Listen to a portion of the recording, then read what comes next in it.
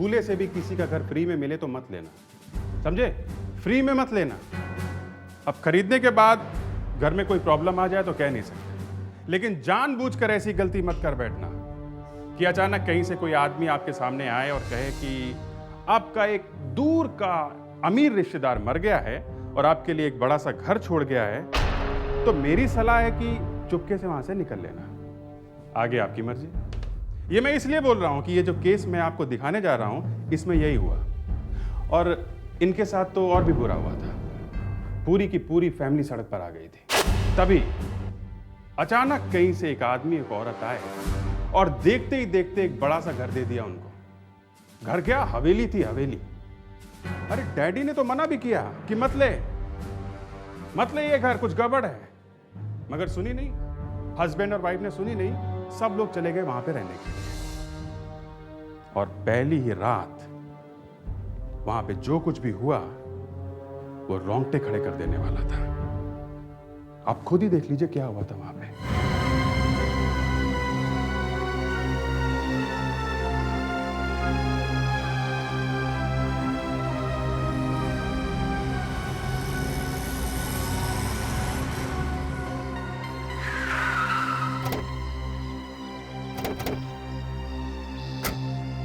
कितने पैसे हुए?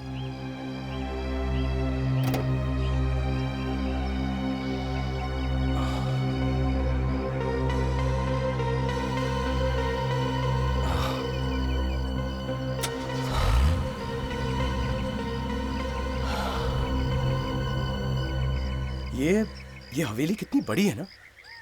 ये हर्षवर्धन जी मेरे लिए छोड़ गए। जी हाँ, आज से ये बंगला आप ही का है। आइए जरा अंदर से देख लेते हैं जहां आप रहने वाले हैं। प्लीज। चलो। जी। अमन। हाँ अमन बेटा, एक बात सुनो। हाँ डैडी। बेटा, ये सब देखकर तुम्हें कुछ अजीब सा नहीं लग रहा? ये हर्षवर्धन जो भी था, तुम उसे जानते तक नहीं हो। यहां तक कि आज से पहले तुमने कभी उसका नाम भी नहीं सुना, और फिर भी वो इतनी बड़ी हवेली तुम्हारे नाम कर गया। पापा, पहले मैं भी ऐसा सोच रहा था, लेकिन अब इस हवेली को देखकर मेरा इरादा बदल गया।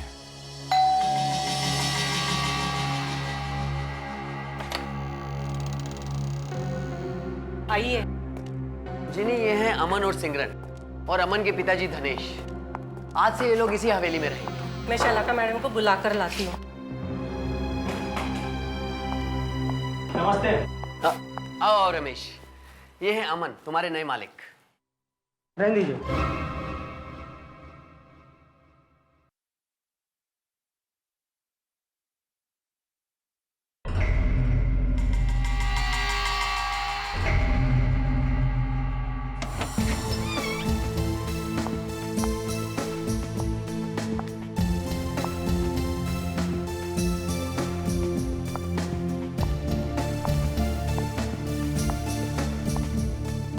अमन, वैसे अमन हवेली तो काफी अच्छी है, लेकिन फिर भी तुम्हें अच्छी लगी ना? मैंने कहा था ना, लेने में क्या हर्ज। मिस्टर अमन, पहले आप इन पेपर्स पे साइन कर दीजिए।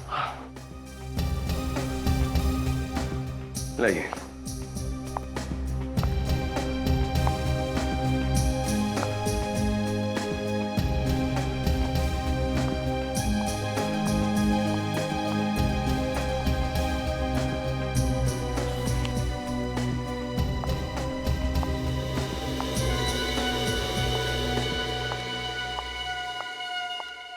बहुत खुशी हुई, आखिर आप लोग आ ही गए।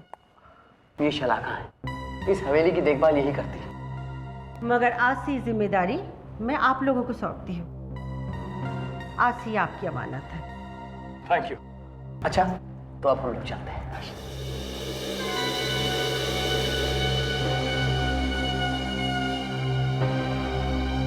मुझे तो ये लोग बहुत अजीब से लग रहे हैं।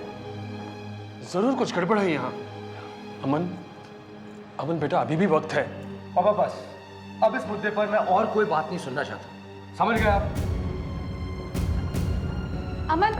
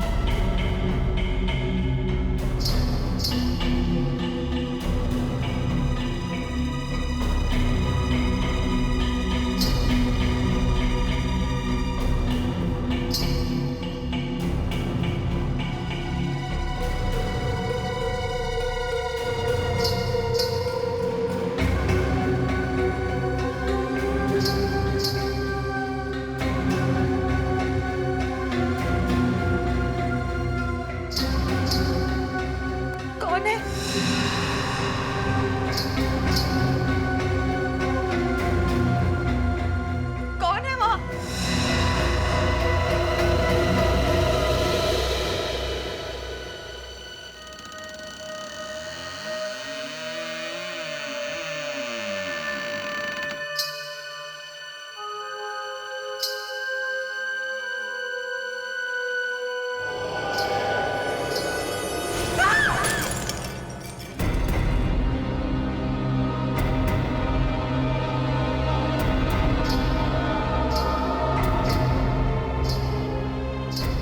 सिमरन, क्या हुआ? क्या हुआ? क्या हुआ?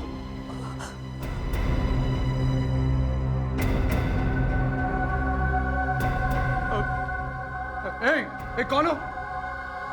ए लड़की, लड़की तुम हवेली में क्या कर रही हो? ए, रुको, रुको!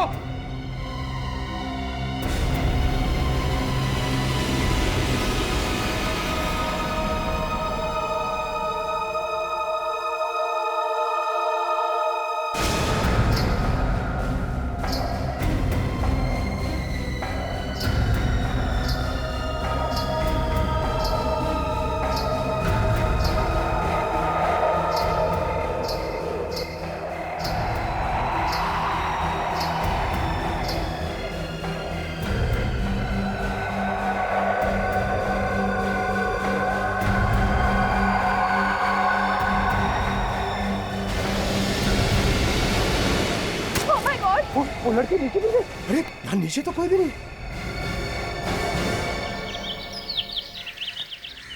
कल रात कहाँ थे तुम लोग? कल रात हम लोग हवेली में ही थे। अच्छा, तो जब हम तुम्हारा नाम लेकर बार बार तुम्हें बुला रहे थे, तुम दोनों आए क्यों नहीं?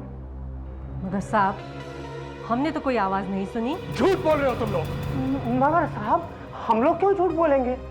देखिए, प्लीज हमें सच सच बताइए, हमारे अलावा इस हवेली में और कौन है? हमारे अलावा इस हवेली में और कोई नहीं रहता।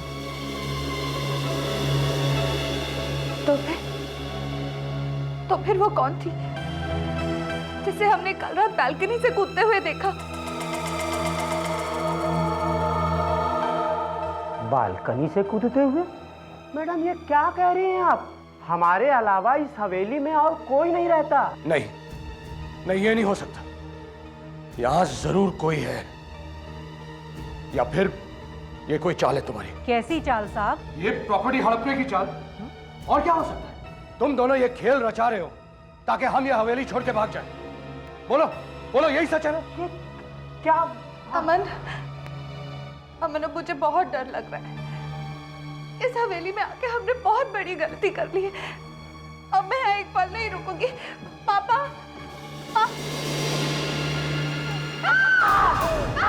क्या हुआ सिमरन?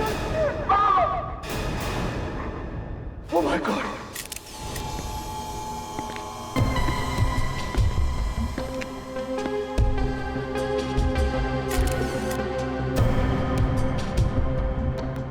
क्या आके देगा?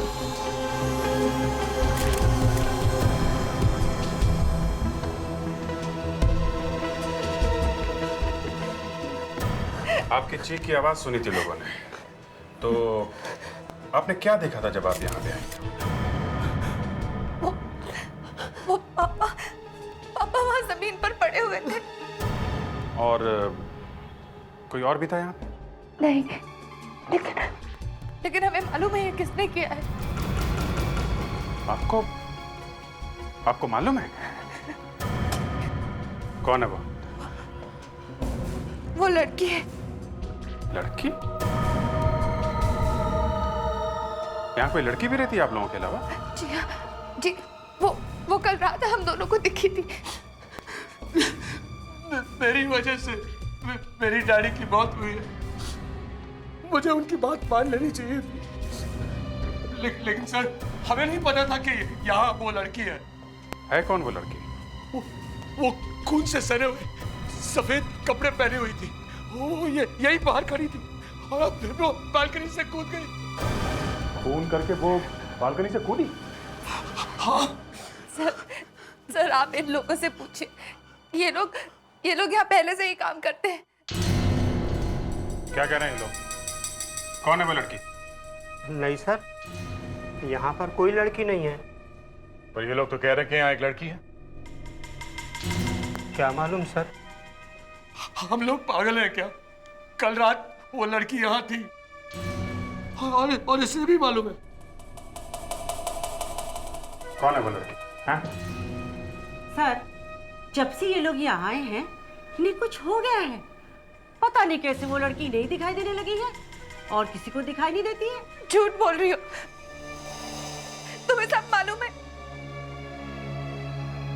अच्छा एक बात बताइए, वो लड़की जब बालकनी से गिरी तो फिर कहाँ गिरी? सर हमारी आंखों के सामने सामने वो लड़की बालकनी पे खड़ी होकर गिर गई और जब हम ऊपर से हमने देखा कि उसके साथ क्या हुआ तो क्या देखा? वो वहां पे थी ही नहीं सर। क्या मतलब गायब? हाँ। अच्छा आप लोग आइए। धनेश जी के हाथों के नाखूनों में खून लगा हुआ है और थोड़ी सी खाल भी। इसका मतलब है इनकी किसी के साथ हाथापाई हुई थी मरने से पहले। हाँ? और ये देखिए, ये यहाँ इनके गले पे खरोच का निशान है। किसी ने इनका गला ऐसा दबा के मारा है। हाथ पे ये जो वाज है, मतलब इन्होंने अपने आप को बचाने की कोशिश भी की है। तो ये खून ही। कावेरी, बॉडी को फोरेंसिक लैब में भेजो।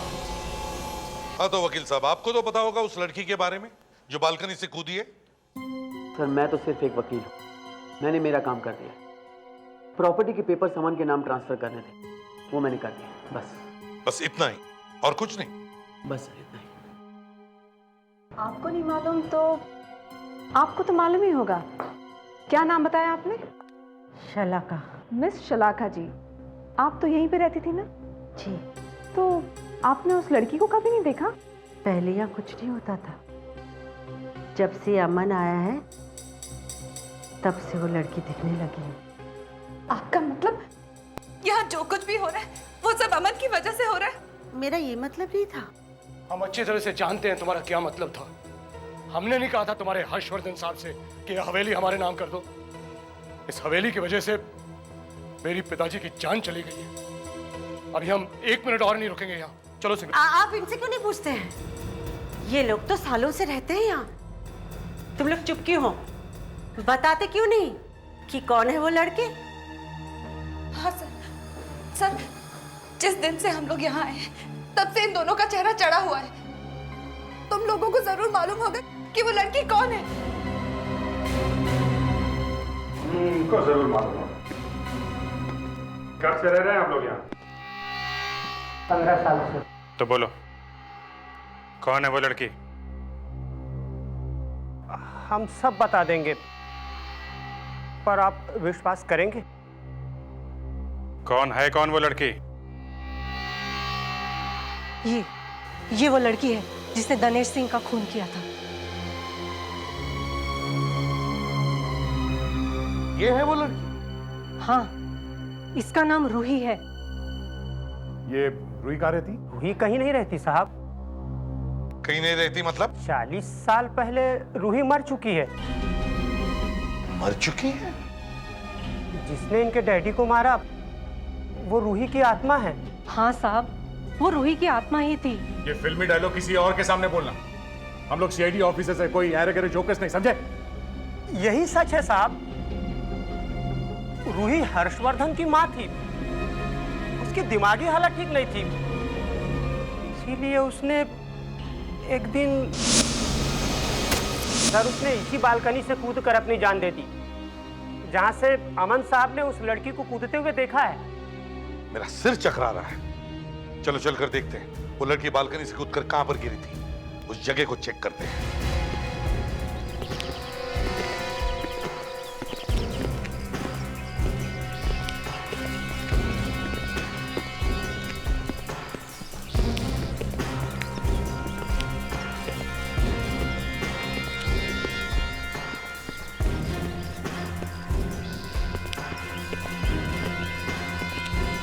इस बालकनी से गिरी है वो?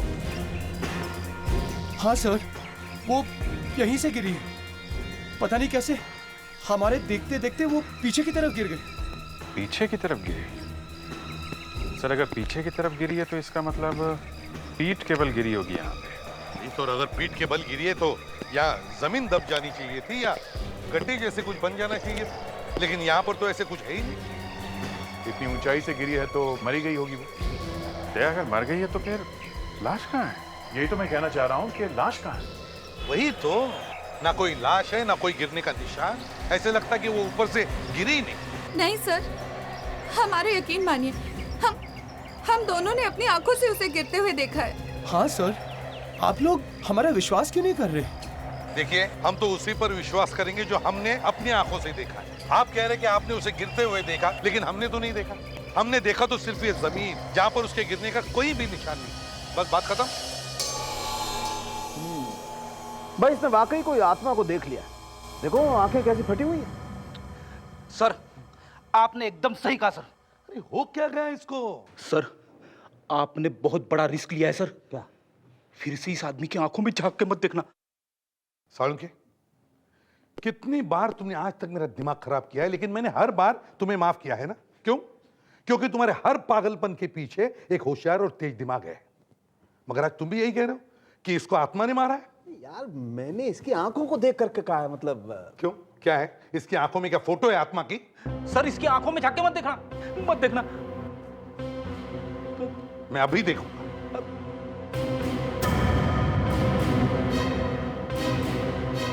ये लो, देख लिया? कुछ हुआ?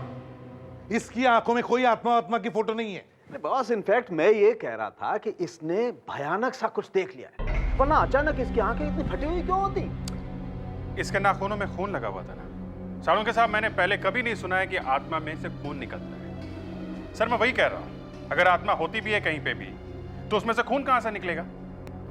और गले में जो निशान मिला है खरोच का, वो उस खून का डीएनए टेस्ट किया है सर हमने। तो क्या खून आत्मा का है? बॉस, ये खून मरने वाले का नहीं। मतलब इसकी किसी के साथ हाथापाई हुई थी, मतलब वहां पे कोई आदमी था। अब आदमी था या औरत थी ये बताना तो मुश्किल है, लेकिन एक बात पक्की है, वहां पर कोई ना कोई था जरूर। इसके पीछे बड़ी कॉन्स्पिरेसी है। किसी ने भी अमन को ये बंगला ऐसे ही फोकट में नहीं दिया है। इसके पीछे मिस्ट्री है। वो बंजारन और वो वकील जिन्होंने अमन को ये बंगला फोकट में दिया, ढूंढ कर लिया उन्हें। आज सुबह ऑफिस आते वक्त वकील साहब की गाड़ी का एक्सीडेंट हो गया एक ट्रक से, और उनकी ऑन द स्पॉट ही मौत हो गई। आधा स्टाफ घर पे गया हुआ है, हम लोग बस जाने ही वाले थे। अच्छा, कभी वकील साहब ने बताया था क्या कि किसी अमन नाम के आदमी को उन्होंने एक हवेली दान में दिलवाई थी, फ्री में? नहीं सर, मुझे इसके बारे में उन्होंने कभी कुछ नहीं बताया। सर, आप ये देखिए सर, जले हुए पेपर्स। लेके चलो। एक बात बताइए, आप किसी शलाका नाम की औरत को जानते हैं क्या? शलाका? ये कैसा नाम है सर? वो एक जिप्सी है, बंजारन औरत। बंजारन? हाँ सर, एक बंजारन आई थी। कब आई थी? यही कोई 3 हफ्ते पहले। क्या बातें हो रही थी उन दोनों के बीच में? कुछ सुना था आपने? सर, बातें क्या हो रही थी ये तो मैंने नहीं सुना, लेकिन देखा जरूर था। क्या देखा? उस औरत ने बहुत सारे पैसे दिए थे शिरीष जी को। पैसे दिए थे? सर, लगता है शलाका और शिरीष मिले हुए हैं। उसका कोई एड्रेस है आपके पास? सर, एड्रेस तो नहीं है, लेकिन फोन नंबर है। अच्छा सर, पता करो इस फोन नंबर का एड्रेस क्या है।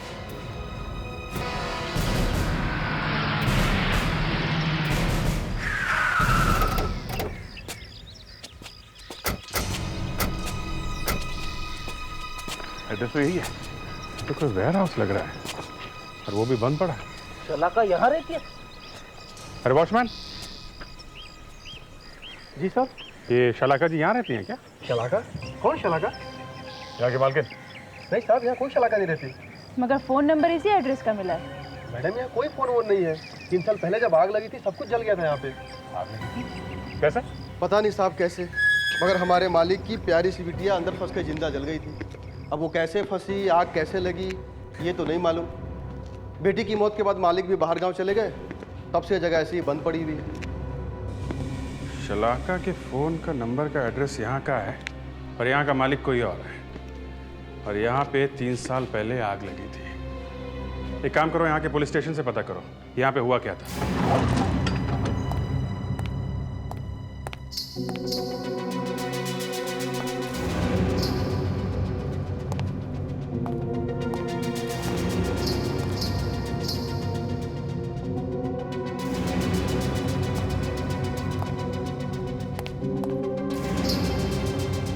है? कौन है वहां?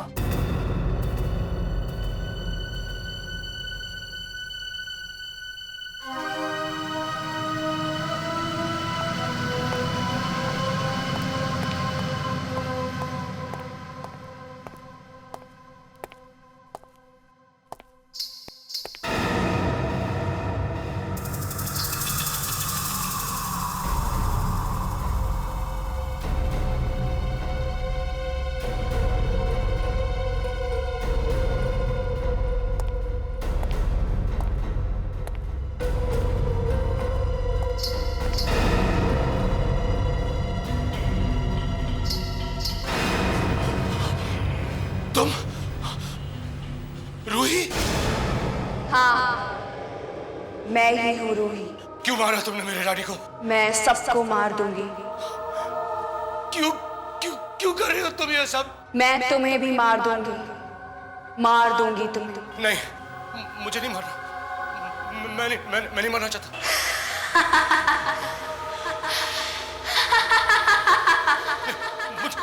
मुझे नहीं मारना। मुझे नहीं मारना।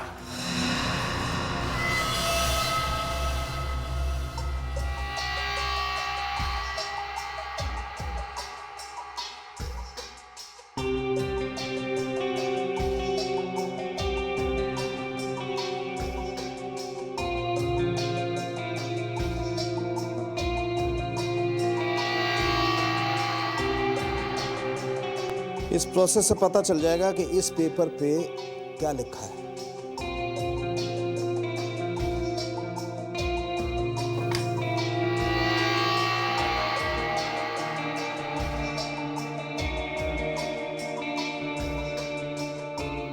तारिका, you ready? Yes sir. Good.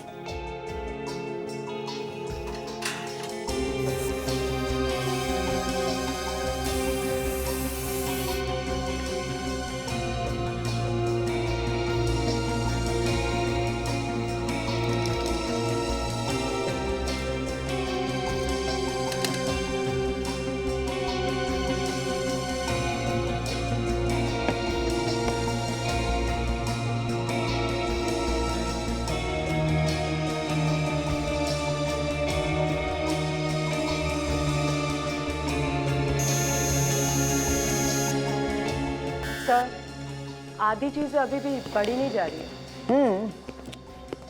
काफी कुछ दिखाई नहीं दे रहा, लेकिन फिर भी कुछ पढ़ा जा रहा है। ये तो कोई लीगल एग्रीमेंट है ना? हाँ। उस हवेली के पेपर्स लगते हैं, जरा गौर से देखो, वही एड्रेस है।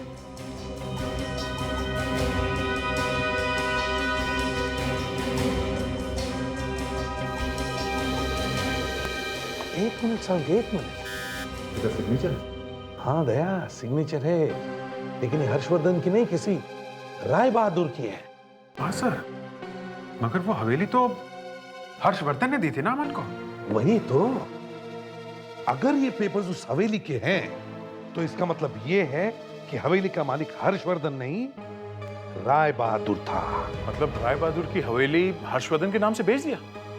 सॉरी, दे दिया अमन को ऐसे ही? दया, ये अमन को ये हवेली फोकट में देने सब बकवास है, सब झूठ है। ये हवेली उस हर्षवर्धन की है ही नहीं। सर, इन सब के पीछे वो लॉयर और वो बंजारन है। लॉयर बेचारा तो मर गया, इस बंजारन को ढूंढना होगा किसी भी तरीके से। सर, वो वाली बात सच निकली है सर। कौन सी बात? वही सर कि वहाँ पे उस गोडाउन में जो आग लगी थी, उसमें जैस्मिन नाम की लड़की जलकर मर गई थी सर। उस बेचारी की दिमागी हालत ठीक नहीं थी, भाग नहीं सकी बेचारी। पता कैसे लगा? जैस्मिन के डैडी ने कंप्लेन लिखवाई थी सर, और फिर उसके बाद वो यूएस चले गए थे। इसका मतलब है जस्मीन का और उस बंजारन का कोई ना कोई कनेक्शन जरूर है। ये साइन किसकी है? जैस्मिन के डैडी का सर। जैस्मिन की डैडी की? ये सिग्नेचर तो राय बहादुर की है। माय गॉड, दोनों सिग्नेचर्स बिल्कुल एक जैसे ही है। मतलब ये राय बहादुर जैस्मिन के पिता है? सर, अगर राय बहादुर जैस्मिन के पिता है और हवेली के मालिक भी, तो जैस्मिन की मौत का इस हवेली से कोई ना कोई संबंध जरूर है। संबंध जरूर है दया, संबंध है। और ये सब हमें इस राय बहादुर से ही पता चलेगा। राय बहादुर के घर चलते हैं।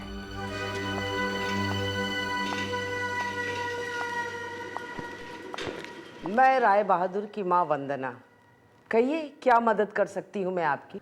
हम आपसे जौहरी बाग वाले वेयर हाउस के बारे में कुछ पूछने आए हैं जो 3 साल से बंद पड़ा है। प्लीज उस जगह के बारे में मुझसे कुछ मत पूछिए। देखिए, कोई आदमी जास्मिन की मौत का बदला ले रहा है। कौन बदला लेगा? मैं व्हीलचेयर से उठ नहीं सकती, मेरा बेटा अमेरिका में है, तो कौन बदला लेगा? माफ कीजिएगा, पूछना अच्छा तो नहीं लग रहा, पर जैस्मिन की कोई बहन या कोई भाई था क्या? नहीं, वो इकलौती बेटी थी राय बहादुर की। उसका पति उसे बहुत प्यार करता था, मगर बाद में वो पलट गया। उसके मरने के कुछ साल बाद उसने दूसरी शादी कर ली। क्या नाम क्या था उसका? अमन।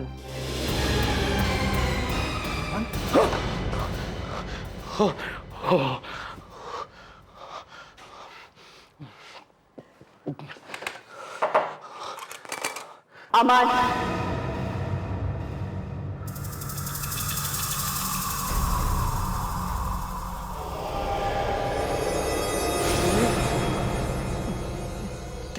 क्या चाहिए?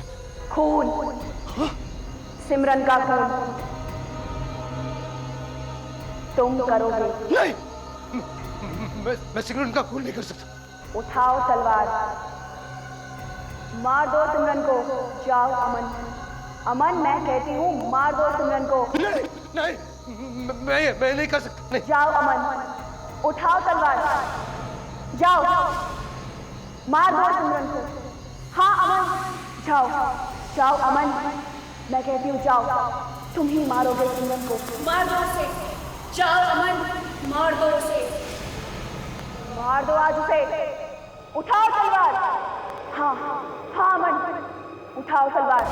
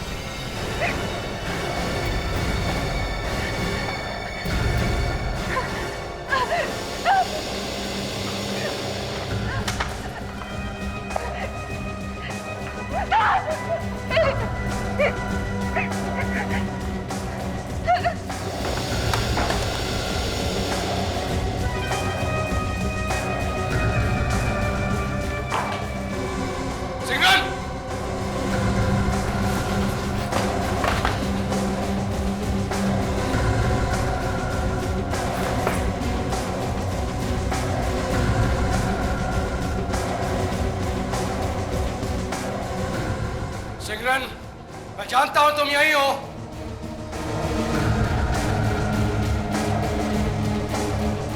सिमरन!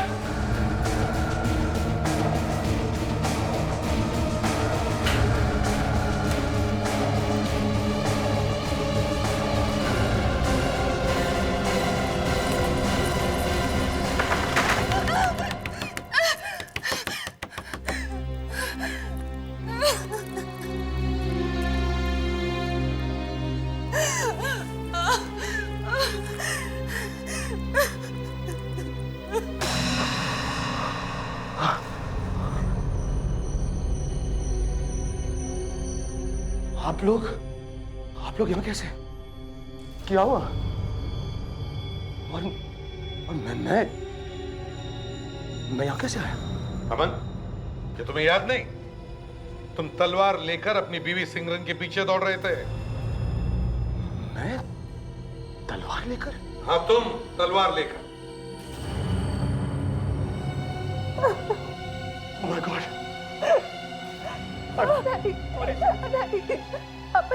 अमन तुम मुझे क्यों मारना चाहते हो?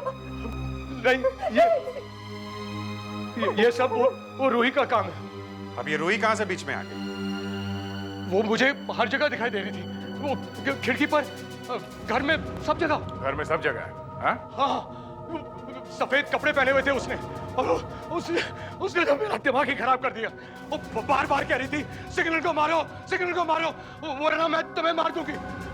फिर पता नहीं क्या हुआ, वो तलवार कैसे मेरे हाथों में आ गई, और हाँ, उसने मुझे हिप्नोटाइज कर दिया था, और शायद इसीलिए मैं ये सब हरकत कर बैठा। पहली बीवी को भी ऐसे पागलपन में मारा? नहीं, मैंने उसे नहीं मारा था, वो तो अपने आप मर गई थी सर, चल के। वो तो एक्सीडेंट था सर। उसके घर वाले कह रहे थे कि तुमने मारा है उसे। नहीं सर, ये झूठ है। उस दिन भी तुम अपनी वाइफ को मारना चाहते थे, लेकिन कुछ गड़बड़ हो गई और तुम्हारे डैडी की मौत हो गई। नहीं सर, मैंने कुछ नहीं किया सर। सर ये सब इसने किया सर, ये सब इसने किया इस लड़की ने। यही वो लड़की है सर, ये लोग सच कह रहे थे, ये लड़की यहाँ पे है। अच्छा, फिर अभी ये लड़की जो 40 साल पहले मर चुकी है, ये अभी भी यहाँ घूमती है? हाँ सर। क्यों गिरी? हाँ सर, वो यहीं पे रहती है। दया, जरा एड्रेस पूछो इनसे। रमेश, ये लड़की अभी भी यहाँ घूमती है? हाँ। फिर से पूछो। इस लड़की को कभी देखा? यही रहती है ये? हमें पैसे मिले थे साहब ये सब बोलने के लिए। कोई लड़की नहीं है, कोई नहीं है, ये सब झूठ है साहब। पैसे किसने दिए थे? शलाका ने। शलाका ने? उस जिप्सी ने? इतना बड़ा खेल खेला गया हमारी आंखों के सामने, सब मिले हुए थे। अब बताओ, वो रूही की आत्मा नहीं है तो फिर कौन है? कौन है?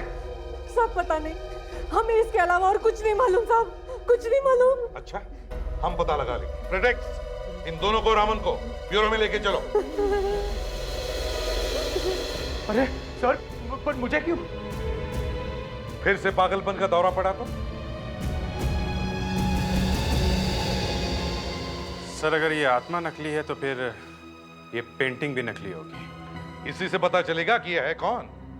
इस पेंटिंग को भी लेकर चलते हैं। इस पेंटिंग में कोई राज छुपा हुआ है। सर, मैंने इस पेंटिंग पर केमिकल टेस्ट करके देखा है। ये पेंटिंग 100 साल पुरानी नहीं, बल्कि सिर्फ 6 महीने पुरानी है। मतलब ये पेंटिंग नकली है? सर, वो रूही कोई आत्मा नहीं थी? एक मिनट, पिक्चर अभी खत्म नहीं हुई है मेरे दोस्त। 1 मिनट रुको, देखो।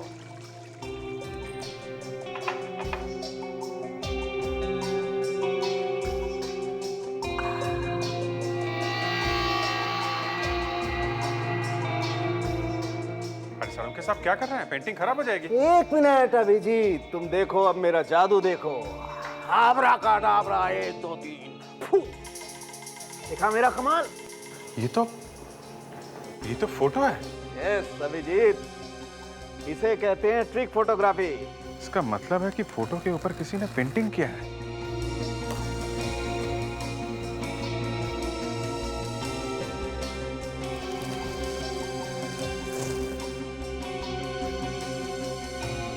ये लड़की कौन है सर?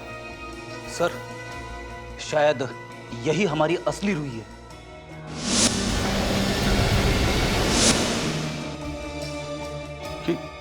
ये क्या है?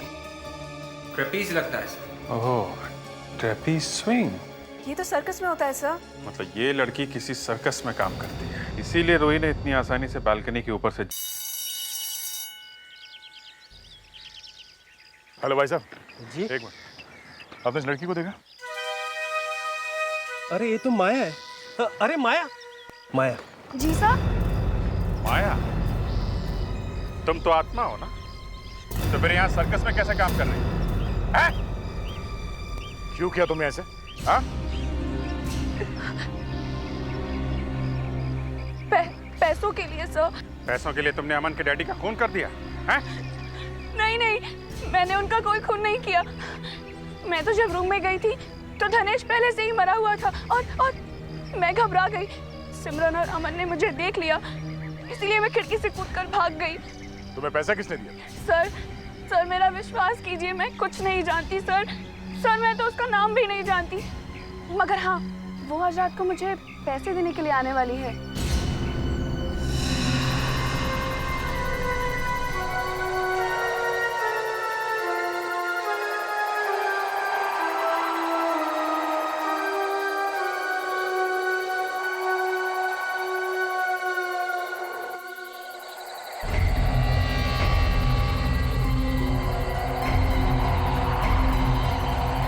ये लो तुम्हारे पैसे। आज से ना तुम मुझे जानती हो और ना मैं तुम्हें।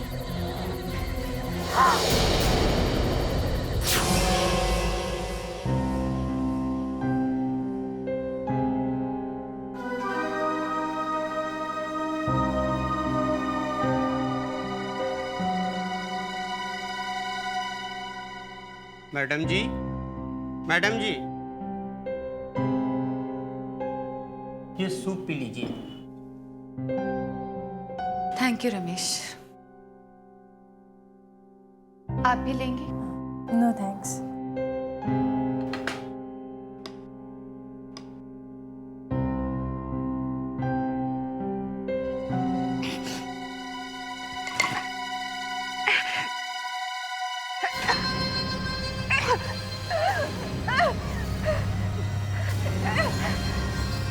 क्या हुआ मैम?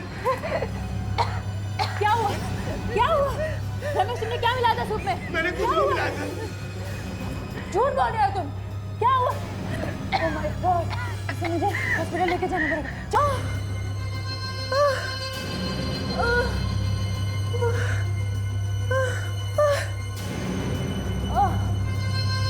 अरे ये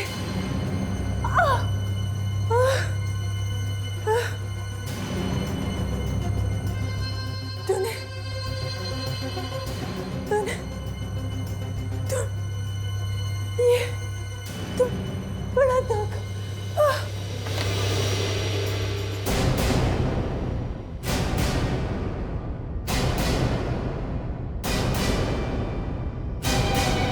आप लोग? ये तो हमारी आत्माएं हैं। हम लोग तो ऊपर चले गए। लावण्या,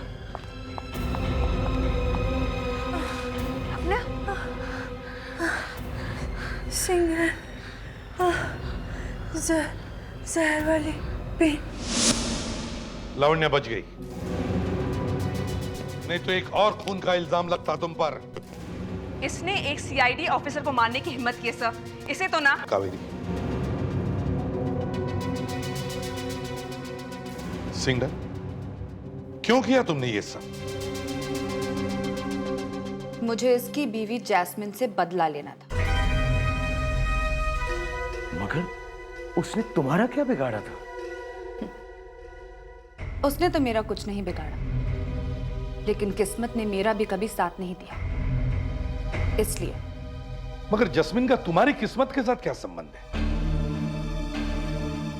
मैं जैस्मिन की बहन हूं। जैस्मिन की बहन? लेकिन जैस्मिन की तो कोई बहन नहीं थी।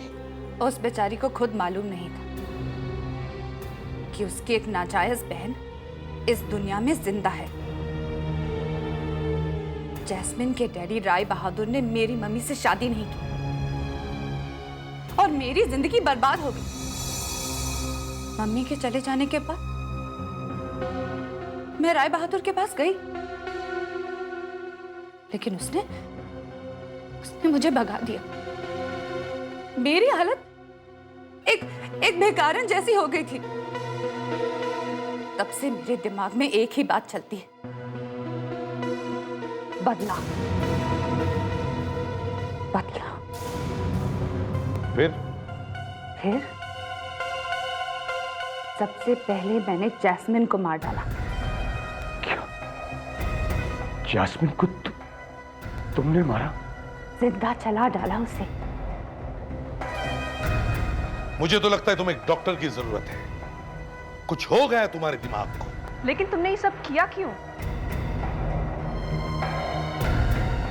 जैस्मिन मरी तो सारी प्रॉपर्टी अमन को मिली। अमन मरेगा तो सारी प्रॉपर्टी मेरी होगी। आज नहीं तो कल उसे हार्ट अटैक होना ही था। लेकिन सीआईडी ने ऐसा होने नहीं दिया। ये माया, ये बंजारन, वो हवेली, सारा का सारा प्लान रखा का रखा रह गया। अब देखो, जेल में शायद एक दो आत्माएं मिल जाए।